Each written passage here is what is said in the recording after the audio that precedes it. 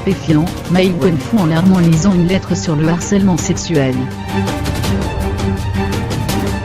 Invitée dans Stupéfiant le 22 janvier dernier, la réalisatrice Mei Wen a lu une lettre qu'elle a écrite, et dans laquelle elle explique sa vision du scandale de l'affaire Weinstein, et surtout son ressenti sur le mouvement de libération de la parole des femmes. Mei Wen avait gardé le silence jusque-là, mais elle a décidé de s'exprimer sur l'affaire Harvey Weinstein, et le mouvement de libération de la parole des femmes, le 22 janvier dernier dans Stupéfiant.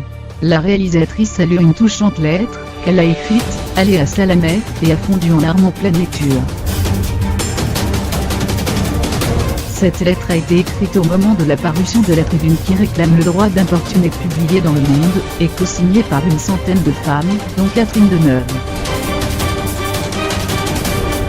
Dans cette lettre, la comédienne explique « Je réclame le droit de coucher avec qui je veux pour le temps d'une nuit sans être une femme facile, quand les hommes sont des séducteurs.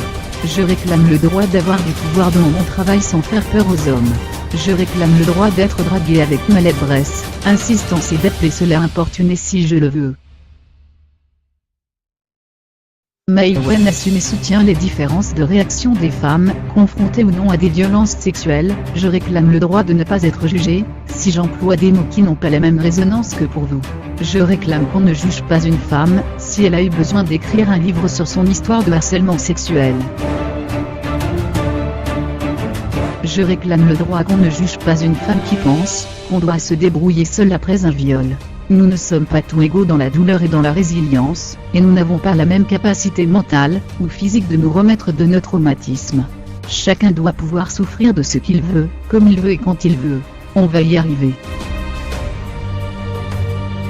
Non. Ce que l'on comprend surtout, c'est que la réalisatrice de Police ne veut pas choisir un camp entre les femmes qui dénoncent le harcèlement sexuel et celles qui réclament une liberté d'importuner.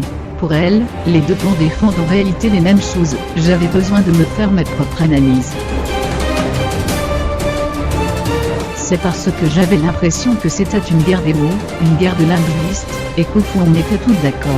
Elle ajoute qu'elle aurait très pu bien être co-signataire de la tribune publiée dans Le Monde. J'aurais pu faire l'erreur de la signer, parce qu'avec du recul, je me suis aperçu que si elle avait été mal perçue, c'est qu'on ne peut pas parler de tout avec tout le monde. C'est un sujet tellement délicat, et le mot importuné peut être lu à tellement de niveaux de lecture différents que c'est trop touchy.